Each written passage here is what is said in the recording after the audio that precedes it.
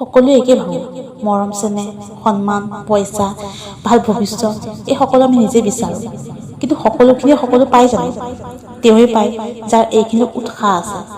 নিজকে প্ৰশ্ন কৰক, কষ্ট কিয় কৰিব লাগে? প্ৰব্লেম চবৰে আহে, কষ্টও চবৰে হয়, কিন্তু আমি জানিব নিবিচাৰোঁ যে কিয়, আৰু যদি জানো ঠিক কৰিব নিবিচাৰোঁ, কাৰণ বাস্তৱত আমাৰ একো পাবলৈ আশাই নাই। যদি আপুনি সপোন বাস্তৱ কৰিব বিচাৰে, তেতিয়াহ'লে এতিয়া ক'ত আছে সেইটো নহয়, অহা 5 বছৰ পিছত আপুনি ক'ত থাকিব সেইটো ভাবিব লাগিব। নিজৰ লক্ষ্য পাব হ'লে সদায় চেষ্টা কৰিব লাগিব। অসফল যদি নহয়, তেতিয়াহ'লে সফলতাৰ সোৱাদ নাপায়।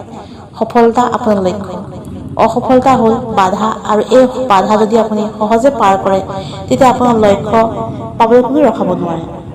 যেতিয়া কিবা কষ্ট বা দুখ আহে, মন বেয়া হয়, সেইটো ওপৰতহে হয়, তাৰ ভিতৰত সদায় ভাল বিকাশ লুকাই থাকে।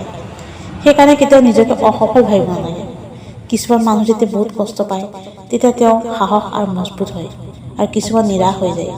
যেতিয়া আপুনি কিবা কষ্ট পায়, সেইটো বেয়া ভাবি কমজুৰি নহৈ তাৰ সলনি ভাল ভাবি সাহস আৰু মজবুত হ'ব লাগে।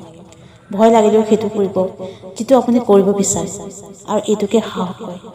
সাহসৰ অৰ্থ হ'ল যিটো কৰিব নোৱাৰোঁ বুলি ভাবে সেইটো কৰিব লাগিব।